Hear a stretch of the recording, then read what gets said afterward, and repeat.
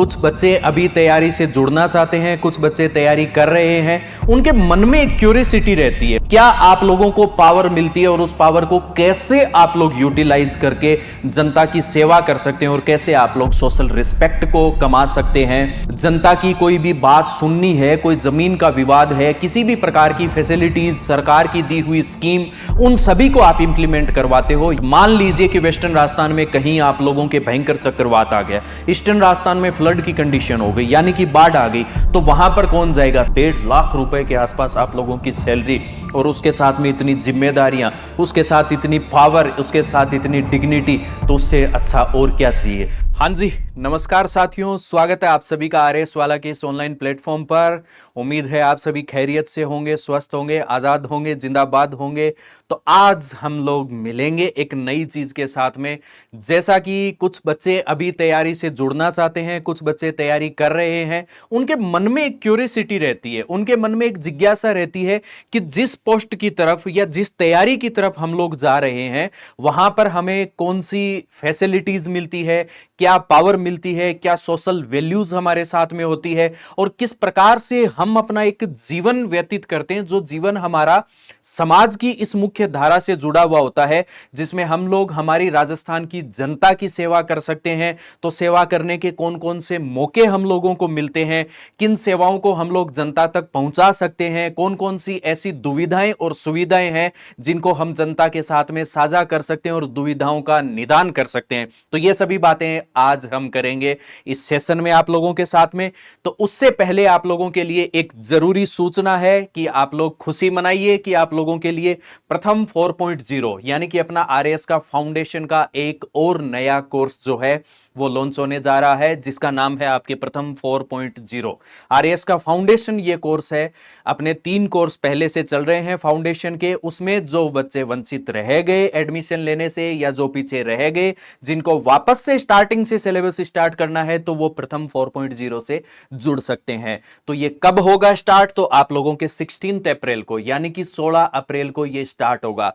कैसे रहेगा? बाइलिंगुअल आप लोगों के कोर्स रहेगा, ना हिंदी की समस्या है, ना इंग्लिश की समस्या, ना माध्यम का आप लोगों को व्यवधान मिलेगा, ना ही भाषा की कोई भी आप लोगों को पेचीदगी मिलेगी। तो यहां पर ये आप लोगों को कोर्स मिलता है 4999 में।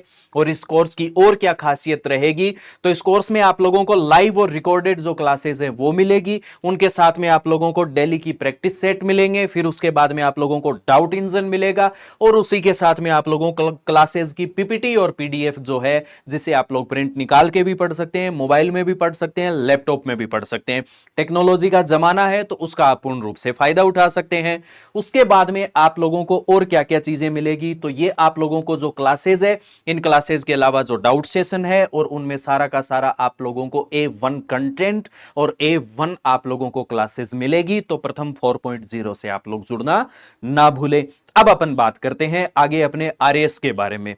जैसा कि आप अपने इर्द गिर्द सुनते हो कि कोई एसडीएम है, कोई डीवाईएसपी है, फिर आप लोग सुनते हो कोई आप लोगों के अलाइड सर्विस में है, यानी कि अकाउंटिंग सर्विस में है, कोई कोऑपरेटिव इंस्पेक्टर है, कोई आप लोगों के वेलफेयर या फिर आप लोगों के लेबर जो अधिकारी है वो है, कोई टेक्सटाइल ऑफिसर है, ये आरटीओ है, कोई आरटीएस है। इनके बारे में आप लोग सुनते हो तो आपके मन में दुविधा रहती है कि आपके एसडीएम की सर्विस क्या है, डेप्यूटी की सर्विस क्या है, उसके बाद में अलाइड सर्विसेज आप लोगों की क्या है, उनमें आप लोगों को क्या क्या बेनिफिट्स मिलते हैं, गवर्नमेंट आप लोगों को क्या क्या सुविधाएं प्रोवाइड करवाती है, क्या आप लोगों को पावर मिलती है और उस पावर को कैसे आप लोग यूटिलाइज करके जनता की सेवा कर सकते हैं और कैसे आप लोग सोशल रिस्पेक्ट को कमा सकते हैं।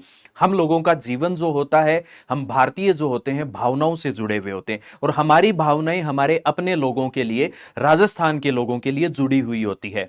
यानी कि स्टेट की आपके टॉप मोस्ट जो सर्विस है वो आप लोगों के आरएएस की सर्विस है। कौन कंडक्ट करवाता है? तो ये राजस्थान की जो ये सर्विस है ये आरपीएससी द्वारा आप लोगों की कंडक्ट करवाई जाती है। इसमें आप जब टॉप रैंक लेकर आते हैं तो आप एसडीएम बनते हैं, फिर उसके बाद आपको रैंक मिलती है तो आप डीवाईएसपी बनते हैं, यानी कि आप लोग एक तरीके से पूरे के पूरे सरोसरताज बनते हैं अपने राज्य के, यानी कि यहां की सबसे बड़ी सर्विस में आप लोग अपना जीवन है वो व्यतीत करते हैं। उसके बाद कुछ अलाइड सर्विसेज भी है और इनके साथ में आप लोगों को इतना अच्छा पे स्केल मिलता है जिसका कोई सानी नहीं है, यानी कि आपका जीवन पावर के साथ में, रिस्पेक्ट के साथ में और पे स्केल के साथ में और एक बेटर रेपुटेशन के साथ में और बेटर फैसिलिटीज के साथ में आप लोगों का जीवन बीतता है। तो ये मेहनत जो होती है ये आप लोगों की रंग लाती है। तो वो एग्जाम जो आप लोग देते हो उस एग्जाम में और क्या क्या चीजें होती है, तो आप एक ऑफिसर बनते हो, एसडीएम बनते हो, तो आप डिस्ट्रिक्ट का जो एडमिनिस्ट्रेशन पावर होता है या तहसील का एडमिनिस्ट्रेशन पावर होता है उसको आप लोग रन करते हो। यानी कि वहां कोई भी जनता को किसी प्रकार की समस्या आ रही है, लॉ एंड ऑर्डर से जुड़ी हुई बात है, जनता की कोई भी बात सुननी है, कोई जमीन का विवाद है, किसी भी प्रकार की फैसिलिटीज, सरकार की दी हुई स्कीम, उन सभी को आप इंप्लीमेंट करवाते हो। यानी कि एक बॉन्ड के रूप में काम करते हो आप गवर्नमेंट और पब्लिक के बीच में। इससे बड़ा सेवा का मौका और आप लोगों के लिए क्या हो सकता है। फिर उसके बाद में आपके क्या रोल रहते हैं एक आरएएस ऑफिसर होने के साथ साथ में। तो रोल में आप सबसे पहले लॉ एंड ऑर्डर जो है मैनेज करते हो उसको, जैसे कि मान लीजिए कि किसी एरिया में कोई क्राइम बढ़ रहा है उसको कंट्रोल करते हो, पब्लिक की जो डीलिंग है उसको कंट्रोल करते हो। यानी घर के 5 सदस्यों से आप अपने राज्य के पूरे परिवार के साथ में जुड़ते हो। यानी कि घर और परिवार के साथ में राज्य का पूरा परिवार जब संभालते हो तो इतने लोगों की जिम्मेदारी आप लोगों के कंधों पर होती है, तो एक अलग ही आप लोगों को सम्मान अपने आप के साथ में फील होता है। फिर उसके बाद में इंप्लीमेंट करते हो गवर्नमेंट स्कीम को, कि मान लीजिए कोई मनरेगा की स्कीम हुई या कोई और स्कीम हुई या सोशल वेलफेयर की स्कीम्स हुई, गवर्नमेंट डीएम के पास भेजती है, डीएम आपके पास भेजते हैं और आप उस एरिया में उसको क्या करते हो, इंप्लीमेंट करवाते हो और वो लोग उसका क्या उठा सकते हैं, लाभ उठा सकते हैं।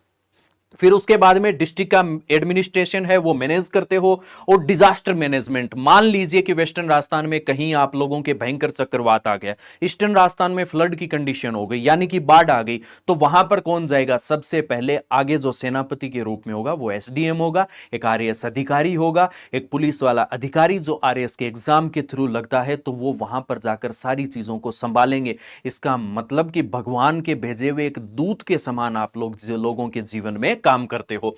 फिर उसके बाद में आप लोगों के कौन कौन सी पोस्ट होती है प्रॉपर आप लोगों के आरएस में, यानी कि एसडीएम जब आप लोग लगते हो तो उस एसडीएम के बाद में आप लोग क्या बनते हो, तो डेप्यूटी कलेक्टर बनते हो। यानी कि एक प्रकार से आप लोग उस तहसील के सिरो सर्वे होते हो जो कि वहां की सारी समस्याओं को सुनते हैं, क्लियर करते हैं और सभी की सेवाओं के साथ में जुड़ते हैं। फिर उसके बाद में आप लोग जब प्रमोट होते हो तो एडीएम बनते हो, यानी कि एडिशनल डिस्ट्रिक्ट मजिस्ट्रेट आप लोग बनते हो। फिर उसके बाद में डेप्यूटी सेक्रेटरी तक आप लोग जाते हो, यानी कि आप लोगों के सहायक सचिव तक भी जाते हो। फिर उसके बाद में आप डीएम तक भी, अगर आपका प्रमोशन होता है, आप एसडीएम लगते हो तो प्रमोट होके आप लोग एक टाइम के बाद में डीएम भी बन जाते हो। पहले आप एसडीएम होते हो, सब डिविजनल मजिस्ट्रेट होते हो, फिर उसके बाद आप एडीएम बनते हो, एडिशनल डिस्ट्रिक्ट मजिस्ट्रेट बनते हो, फिर उसके बाद आप डीएम बनते हो। और उसके बाद भी अगर आप लोगों के एक्स्ट्रा बेनिफिट्स मिलते हैं, कम एज में अगर आप लोग लग जाते हो तो उसके बाद भी कुछ प्रमोशंस आप लोगों को मिलते हैं। पे स्केल की अगर बात करें तो 7th पे कमीशन के बाद में आप लोगों के कितना पे स्केल रहता है। जब आप यहां पर एंट्री लेते हो तो आप यहां की जो सर्विसेज हैं उन सर्विसेज में, या फिर अपन यूं कहें कि सिविल सर्विसेज जो है स्टेट की, उनमें सबसे ज्यादा जो पे स्केल है वो आपको लेवल 14 का पे स्केल, यानी कि आपकी एंटर होते ही जो सैलरी होती है 56,100 रुपीज अकॉर्डिंग टू 7th पे, यानी कि 7वां जो आप लोगों के कमीशन है उसके अकॉर्डिंग आप लोगों की 56,100 रुपए सैलरी होती है। इससे ज्यादा और क्या चाहिए, खर्चे होते नहीं है क्योंकि आप लोगों को बेंगलो अवेलेबल करवाया जाता है, यानी कि रहने के लिए मकान, चलने के लिए आप लोगों को गाड़ी, गार्ड की व्यवस्था। फिर उसके बाद में आप लोगों को और चाहिए क्या, तो ये इतनी सैलरी तो आप लोगों को लगते ही मिलती है। फिर उसके बाद प्रोबेशन पीरियड जैसे कंप्लीट होता है 2 साल का, उसके बाद आप लोगों का स्थायीकरण हो जाता है, परमानेंट हो जाते हो आप, उसके बाद आपकी सैलरी और बढ़ती है। और ये सैलरी बढ़ते हुए सीनियर स्केल पर जाते हो तो लेवल 16 67,700 तक आप लोग पहुंच जाते हो। फिर उसके बाद में लास्ट में जब आप हायर एडमिनिस्ट्रेटिव स्केल पर जाते हो तो 1,44,200, यानी कि आप लोग 1.5 लाख रुपए के आसपास आप लोगों की सैलरी, और उसके साथ में इतनी जिम्मेदारियां, उसके साथ इतनी पावर, उसके साथ इतनी डिग्निटी, तो उससे अच्छा और क्या चाहिए। तो साक्षात आप लोगों को ऐसे लगता है कि जैसे स्वर्ग की प्राप्ति, जिंदा स्वर्ग की प्राप्ति हो जाती है ना। फिर उसके बाद में अपने अलाउंसेज क्या मिलते हैं, फैसिलिटीज क्या मिलती है, तो आप लोगों को डीए मिलता है। क्या मिलता है? डीए मिलता है, डियरनेस अलाउंसेज। फिर उसके बाद हाउस रेंट अलाउंसेज, अगर आप लोगों को हाउस गवर्नमेंट नहीं प्रोवाइड करवा पाती है तो आप लोगों को अलाउंसेज मिलते हैं कि आप लोगों को वो रेंट दिया जाता है कि आप लोगों को जेब में से कुछ नहीं देना है, क्योंकि आप अब सरकार की जिम्मेदारी हो और आपकी जिम्मेदारी जनता है। फिर उसके बाद में ट्रेवल अलाउंसेस, या तो आप लोगों को गाड़ी मिलती है या फिर आप लोगों को आने जाने के लिए ट्रेवल अलाउंसेस दिए जाते हैं। मेडिकल फैसिलिटीज, अगर कोई भी खुदा न खास्ता आप लोगों को छोटी मोटी बीमारी, बड़ी बीमारी कुछ भी हो जाती है, आपके परिवार को कोई भी हेल्थ इश्यू होता है, तो आप लोगों को मेडिकल फैसिलिटीज प्रोवाइड करवाई जाती है।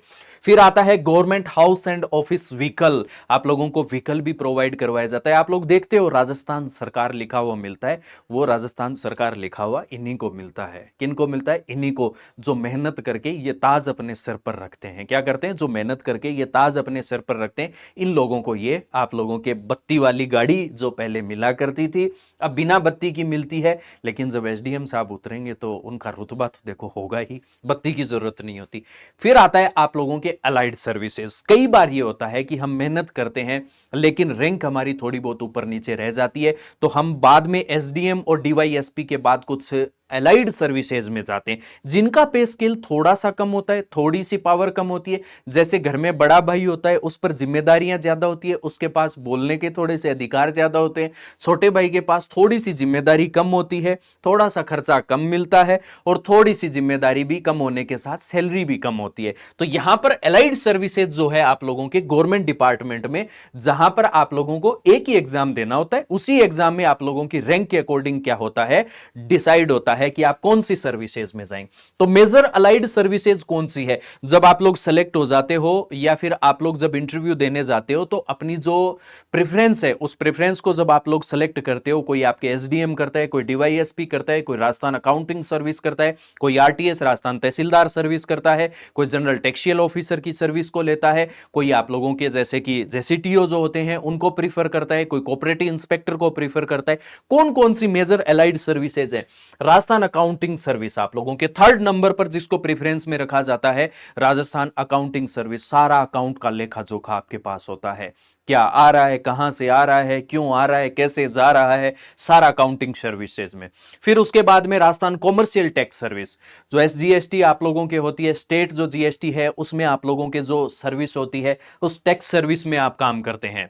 फिर उसके बाद आता है राजस्थान कोऑपरेटिव सर्विस, यानी कि कोऑपरेटिव डिपार्टमेंट जो है उसमें आप लोग इंस्पेक्टर लगते हैं, उसमें आप और अदर जो आप लोगों को रैंक दी जाती है उसके अकॉर्डिंग आप लोग चूज किए जाते हैं, या फिर आप लोगों को चूज करनी होती है। फिर राजस्थान इंडस्ट्री सर्विस, यानी कि इंडस्ट्रियल जो डिपार्टमेंट है उनमें भी जनता के लिए आप लोगों को, या फिर गवर्नमेंट के जो रूल्स हैं उनको फॉलो करवाने के लिए उनके भी काम होते हैं। फिर उसके बाद राजस्थान लेबर वेलफेयर सर्विस, जैसे आप लोगों ने कुछ वेब सीरीज में देखा होगा कि वो लेबर वेलफेयर सर्विस के अधिकारी होते हैं, अपने एक भैया फेमस, और वो आप लोगों को यहां पर जॉब मिलती है। तो स्टेट पीसीएस की ये जॉब होती है। फिर उसके बाद Rajasthan food and civil supply services, Rajasthan transport services RTO की, राजस्थान टूरिज्म सर्विसेज, जहां पर कोई घूमने का शौकीन है वो यहां की अपनी पोस्ट ले सकता है। और उसके बाद में पूरा जो, जैसे कि मान लीजिए कोई हिस्टोरिकल पैलेसेस का कोई दीवाना हो, कोई कहीं घूमने का हो, तो उसको ऐसा लगे कि इन चीजों में मैं सेवाएं दूं, इन चीजों को और ज्यादा बेटर कर सकूं, तो वो अपना योगदान यहां पर दे सकता है। फिर उसके बाद में अलाइड ऑफिसर्स जो होते हैं वो क्या क्या, फाइनेंशियल एडमिनिस्ट्रेशन करते हैं, ऑडिटिंग का काम करते हैं। फिर उसके बाद टैक्स कलेक्शन का काम करते हैं, कंपाइलेंस का काम करते हैं, इंडस्ट्रियल डेवलपमेंट, यानी कि औद्योगिक जो अपने नवाचार है उनको सरकार को आइडिया दे के आगे बढ़ा सकते हैं। लेबर वेलफेयर और लेबर लॉज, जैसे कि कभी भी किसी भी आप लोगों के कर्मचारी का कोई शोषण हो रहा है, कोई लेबर के लिए नॉर्म्स है उनको तोड़ा जा रहा है, तो ये अधिकारी उनको प्रोटेक्ट करता है। फिर उसके बाद food distribution system and management, यानी कि आप लोगों के कोई भी दिक्कत हो रही है, खाने पीने की चीजों में कोई भी घपलेबाजी हो रही है, कोई भी उस चीज को अच्छा नहीं करने का प्रयास कर रहा है, या फिर उसमें बेटर इंप्लीमेंट करवाए जा सकते हैं, तो ये वही अधिकारी होते हैं जिनके द्वारा ऐसे काम किए जाते हैं।